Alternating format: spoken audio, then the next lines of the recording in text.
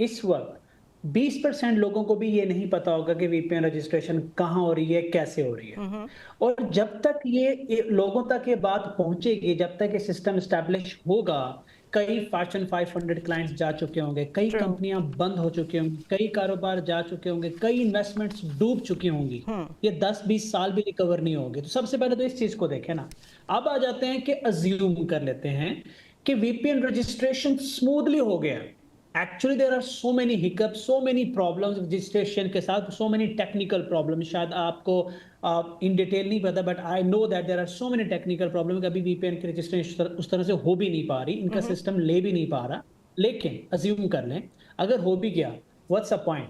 मैं आपको बताता हूं कि वीपीएन का एक फ्रीक्वेंट यूज क्या होता है कि हम लोग पाकिस्तान से जब काम करते हैं तो हम लोगों ने सर्वर्स मैनेज करने होते हैं इंटरनेशनल क्लाइंट के, यूएस के, यूके के, कनाडा के, या जीसीसी रीजन में जहां भी हम काम कर रहे हैं।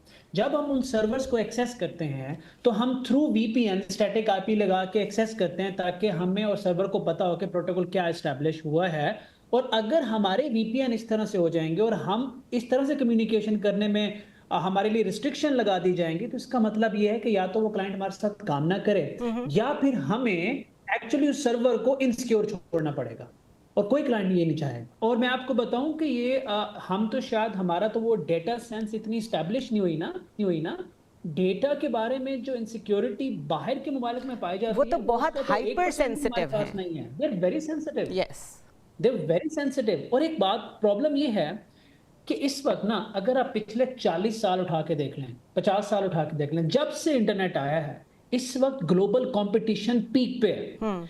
कि जब हम कहीं जा रहे होते हैं तो इतना स्ट्रिक्ट कंपटीशन है, इतना सख्त कंपटीशन चल रहा है कि इतनी सी बात पे आपको उठा के बाहर फेंक दिया जाता है। ट्रू। और हमारे पास इंटरनेट ही नहीं है, हमारे पास एक्चुअली क्लाइंट को देने के लिए सिक्योरिटी नहीं है। विच इज तो द इस बेसिक कंपटीशन थिंग। में क्या आप एक्सपेक्ट करते विच हो? Is the very basic thing. हाँ जी। तो आपको क्या लगता है कि गवर्नमेंट ये सब क्यों कर रही है? क्या डायरेक्शन है? हम तो we are asking political questions all the time और हमारी अंडरस्टैंडिंग पॉलिटिकल है, but what do you think कि इसके जरिए से असल में क्या हासिल करने की कोशिश की जा रही है?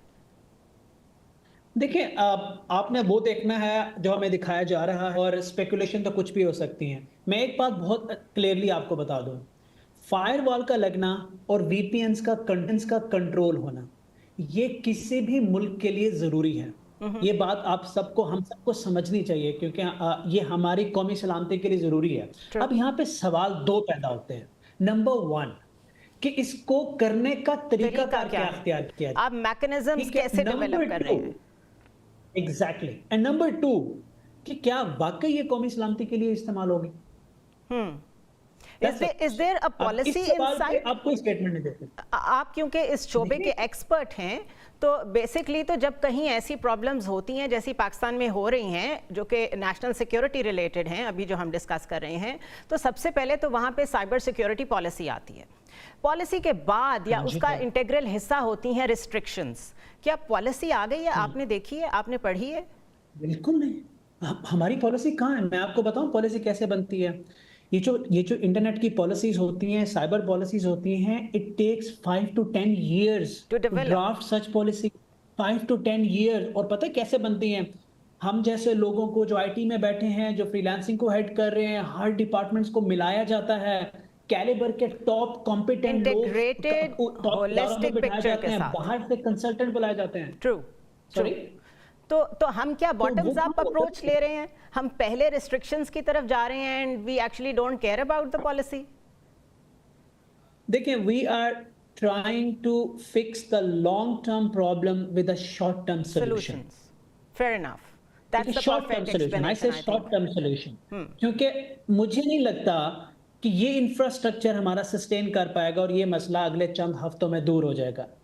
ओके, ये सो एक व्हाट दो यू आर साल सेइंग से भी इज ज्यादा टाइम कि जिस मकसद के लिए ये सारी ड्रिल की जा रही है, वो मसला भी इससे हल नहीं हो पाएगा। नहीं हो पाएगा। देखिए, मैं कहीं से नहीं, so many reasons I am saying this. Alright. अल्लाह करे के सेंस प्रिवेल करे, अल्लाह करे ये हेल्प लें, अल्लाह करे ये लोगों की बात सुने, अपनी अप्रोच को चेंज करें, सिस्टमैटिक मैनर में जाएं, लोगों को ट्रांसपेरेंसी दें, कम्युनिकेट करें, हम वो कम्युनिकेशन और ट्रांसपेरेंसी क्लाइंट को दें और एक इंफ्रास्ट्रक्चर के थ्रू ये अचीव करेंगे तो एक्चुअली कौमी सलामती के लिए ये बहुत अच्छा है। But the way they are And even doing for the businesses and the investors, everyone.